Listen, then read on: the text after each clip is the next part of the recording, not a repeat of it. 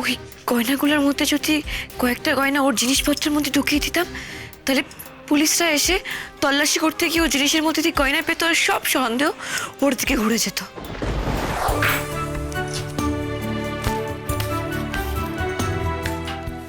মা, এই যেগুলো এইগুলো এবার ভালো করে গুছিয়ে নিয়ে যেতে হবে। যেগুলো যাবে আমি আগে থেকে আলাদা করে রেখেছি, তবুও তুমি একবার ভালো করে দেখে নিও বড় বৌমা। হ্যাঁ মা, দেখে নেবো। ও মা, বলছিলাম আপনার কাছে একটা গয়নার লিস্ট আছে না?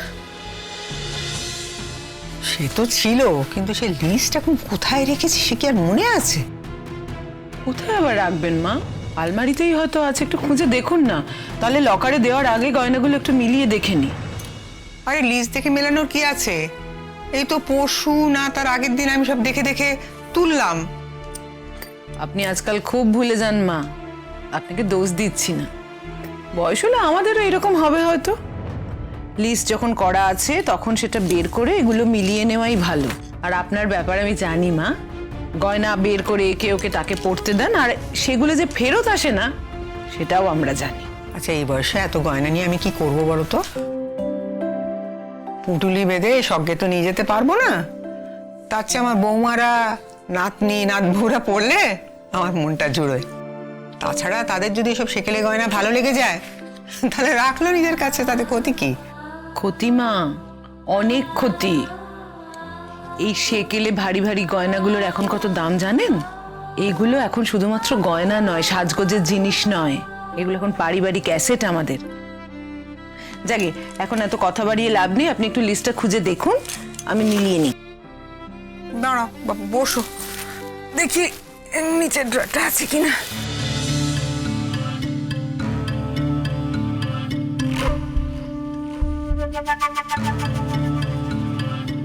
এই দেখো দেখি। আর যেটি বলছি, বনলতা দিদি বললো ব্রেকফাস্ট করবে না। ওমা, তার আবার কি হলো? সে তো কাল থেকে কিছু না খেয়ে দিয়ে রয়েছে, শরীর টরীর খারাপ হয়নি তো? জ্বর এসছে দেখলে কি? শরীর খারাপ হয়েছে বলে তো মনে হয়নি কো। আর জিজ্ঞেস করাতে কিছু বলেও নি। আমি জিজ্ঞেস করলাম ও তোমাদের সঙ্গে বেরোবে কিনা, বললো না। আচ্ছা ঠাম্মি, আমি এখন বেরোচ্ছি। জেঠি আসছি। হ্যাঁ যা মা, সাবধানে যাস, দুগ্গা দুগ্গা।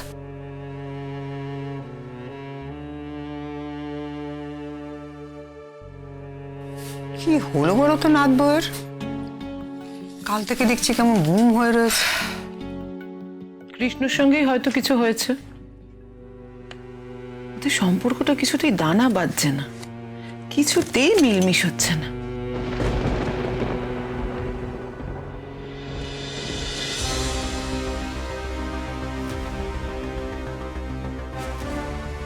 ওরা এখন গয়নাগুলো লকারে রাখতে যাবে, তখন তো নিশ্চয়ই ওরা গয়নাগুলো চেক করে নেবে। চেক করতে গিয়ে রিয়েলাইজ করবে যে বেশ কিছু গয়না ওখানে নেই। রিয়েলাইজ করার পর সারা বাড়িতে হই হল্লা হবে। তখন কি হবে আমি ভাবতে পারছি না। সব ধরা পড়ে যাবে। আচ্ছা, আমাকে কালকে ওখান থেকে বের হতে কেউ দেখেছিল? আমি যে বাইরে বেরিয়েছিলাম ওর পর, তাই জন্য কি সবাই আমাকে চেপে ধরবে? দেখেছেন মা, এবার আপনিই বলুন। ভাগ্যিস আপনাকে আমি লিস্টটা মেলাতে বলেছিলাম। না না না না, তা কি করে সম্ভব? হয়তো কদিন আগে, মানে এই দুদিন আগেই আমি সমস্ত গুছিয়ে রেখেছি। এইটার মধ্যেই তো আমার মোটা সাততরি হারটা ছিল, আমার বিয়েরটা গো, সেই ভারী হারটা গো, সাথে আমার কান পাশা দুটোও ছিল, সব এখানেই তো ছিল। কি হলো বলো তো বড় বৌমা? আচ্ছা, আমার হারটা তো তুমি চেনো, বুঝতে পারছো তো কোন হারটার কথা বলছি? হ্যাঁ মা, জানি। ওই হার, কানের দুল আমি কতবার বিয়ে বাড়ি অনুষ্ঠানে পড়েছি তো মা। ও মা, আপনি আরেকবার আলমারিটা খুলে দেখুন না, আপনি নিশ্চয়ই অন্য কোথাও রেখেছেন, বা হয়তো কাউকে দিয়েছেন, আপনার মনে পড়ছে না। না রে মা, না, বলছি তো, দুদিন আগে আলমারিতে আমি এগুলো সব দেখেছি। আমার পরিষ্কার মনে আছে আমি বাক্সটার মধ্যেই রেখেছিলাম। এই বাক্সটা খুলতে আমার বুকটা ধড়াস করে উঠেছে বৌমা। আর এ তো সরু ফিনফিনে হার নয়, যেমন তেমন ভাবে আমি এখানে সেখানে রেখে দিয়েছি। আচ্ছা ঠিক আছে, দাঁড়ান মা, আমি তো দেখছি আমি বাড়ি থেকে যাবে কোথায় আমি তো বুঝতে পারছি। বাবা রে বাবা, মা আপনি তো একেবারে সবকিছু ছড়িয়ে নিয়ে বসেছেন। আরে কত বেলা হয়ে গেছে দিদি ভাই, তোমরা কখন বেরোবে? ছোট, মার দুটো সোনার জিনিস পাওয়া যাচ্ছে না। ওই 7 নড়ি বড় হারটা আর ওই গোল গোল বড় বড় কানপাশা ছিল না, পাওয়া যাচ্ছে না। এখানে তো খুঁজলাম, কি মুশকিল, কোথাও নেই। আর লকারেও তো কাগজপত্র ছাড়া আর কিচ্ছু নেই রে ছোট। মানে কি বলছো কি তুমি দিদি ভাই? গয়না মিসিং মানেটা কি? আরে মা নাকি দুদিন আগে সব গুছিয়ে রেখেছিল লকারে রাখবে বলে, এখন নাকি সেগুলো খুঁজে পাচ্ছে না।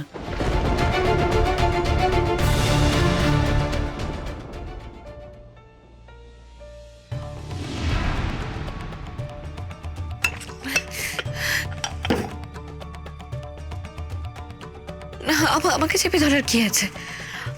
আমাকে সন্দেহ করার তো কোনো কারণ নেই। আমি যে বেরিয়েছিলাম, আমি তো জিনিসপত্র কিনেছি, ঘরের জিনিসপত্র কিনতে বেরিয়েছি। সেই জিনিসগুলো রয়েছে আমার কাছে প্রমাণ হিসেবে। আর তাছাড়া ওই ঘরে তো লাজু থাকে, ওর পসিবিলিটিস, ওর সুযোগ অনেক বেশি ওই ঘর থেকে চুরি করার। বাস এই পয়েন্টটা আমাকে পুলিশের মাথায় ঢোকাতে হবে। তাহলে সব সন্দেহটা ওর দিকে ঘুরবে। ইস, একটা ভুল হয়ে গেল। ওই গয়নাগুলোর মধ্যে যদি কয়েকটা গয়না ওর জিনিসপত্রের মধ্যে ঢুকিয়ে দিতাম, তাহলে পুলিশরা এসে তল্লাশি করতে গিয়ে ওর জিনিসের মধ্যে দিয়ে গয়না পেত, আর সব সন্দেহ ওর দিকে ঘুরে যেত। আর আমারও 1 ঢিলে 2 পাখি মারা হতো। লাজু চিরকালের জন্য এ বাড়ি থেকে চলে যেত, আর ওর অনুভবের প্রতি প্রেমও উঠে যেত। একটা ভুল হয়ে গেল, একটা বাজে ভুল হয়ে গেল। আজকে তোর সব খেলা শেষ হয়ে যেত লাজু।